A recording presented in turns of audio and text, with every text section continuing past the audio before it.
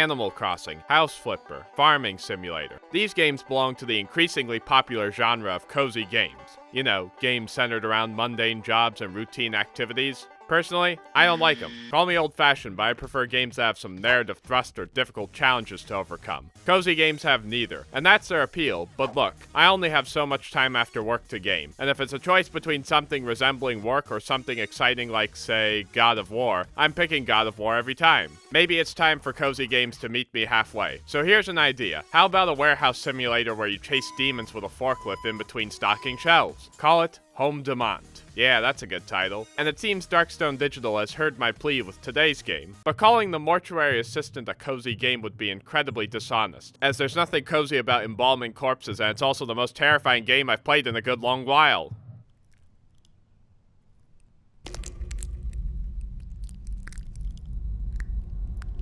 Tell you what.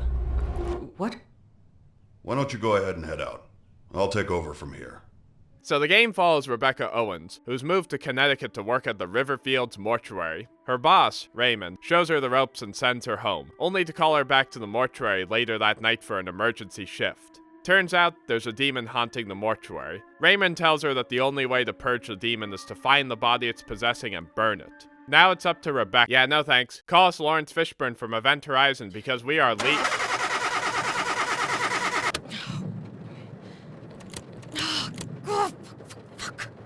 Kidding me. I can't believe him. Well, shit. This gate better open or I swear to— of course it's locked. Guess we're in it for the long run then. Okay, let's see, there's our clipboard. Let's wheel out the body, check it, log the wounds.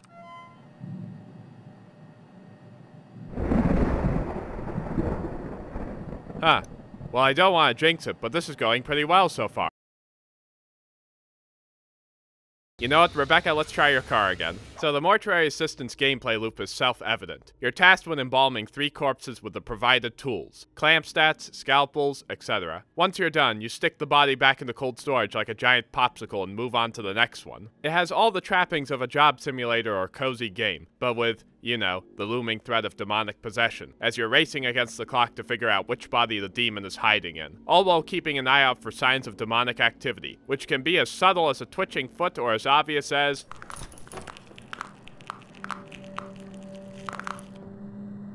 well, that. And you'll also need to keep track of how close you are to becoming possessed with your notepad. Scribbles mean you're okay, and pentagram-like shapes mean— take a wild guess. Once you've determined which body is worthy of the incinerator, you'll need to find and engrave the demon's name on a slab, then place it on the body and burn it. And if you fail— well, good news, Rebecca. You're gonna be in the next Exorcist film. Hope you like pea soup. Don't be scared. Let me out, you little shit! You fucking burn! You can never. Fix what you've done!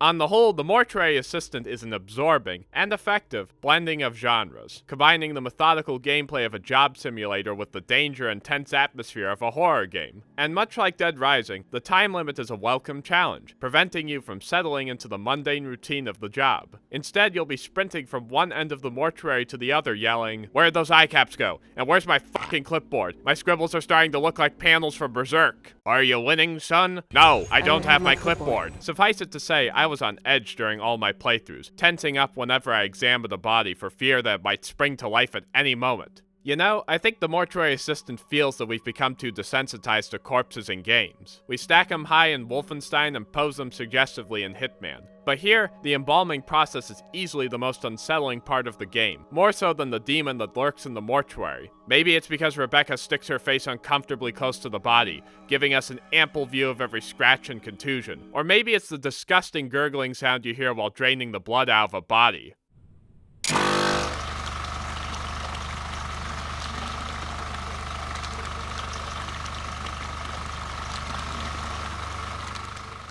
I sincerely hope you aren't eating anything right now, dear viewer. But putting aside the horrors of the human body for a second, there's something incredibly nerve-wracking about the mortuary itself. I mean, yeah, it's not an uncommon setting for a horror game, but it's been a while since I felt such dread while exploring one. There's barely any ambient music, just the low hum of a rusty radiator and the light pitter-patter of rain outside. The excellent sound design envelops you like a musty blanket, and keeps you firmly rooted in a state of paranoia, wondering if you actually saw a demon out of the corner of your eye or a slightly imposing file cabinet.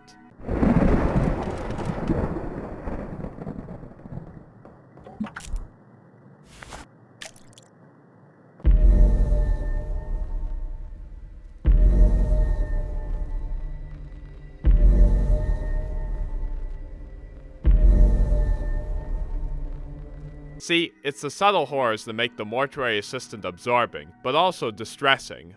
And the game is easily at its worst when it's indulging in horror game cliches, specifically with its loud, jump-scare-filled set pieces. Some are effective and others are obnoxious. But don't worry, you'll quickly get sick of the good ones on subsequent playthroughs. The game is structured in a way that encourages replayability, with some of its endings requiring multiple playthroughs to witness. And while it mostly does a good job of mixing up its minor scares, it too often recycles the same story set pieces. On all 3 of my playthroughs, I had the scene with Rebecca's grandma at the window. It's a good set piece, but this should have been a one-and-done type deal, because instead of tensing up, I'd just go, "Oh, Grandma's back. Hi there. Let me just wander out to the hallway and wait for you to come stab me again."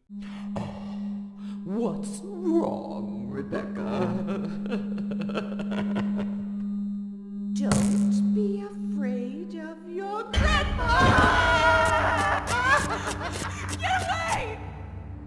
A little more variety would have been nice, or at the very least these sequences should have been more infrequent. My only critique of the gameplay has to do with your inventory. You can carry up to 8 small items, but only 2 big ones. And guess what? Your clipboard is considered a big item. Oh, that's no problem. Except it's how you check your objectives. This results in you constantly dropping and picking up your clipboard to carry more than 1 big item at a time. I get that it would be too easy if you could just shove everything in your inventory at once, but this is obnoxious. I would have preferred either 3 big item slots or for the clipboard to have been independent from the rest of your inventory. All this did was remind me of the awful inventory system from Resident Evil 0. But as I've said many times before, none of these issues are deal breakers. Just a couple of blemishes on what is otherwise a rock-solid horror game. One that I can safely recommend. It has a unique premise, a weirdly addicting gameplay loop, and most importantly, it's actually scary. I haven't been this frightened by a game since Modern Warfare 3, and that was just from looking at the in-game store. Where's your faith, Father?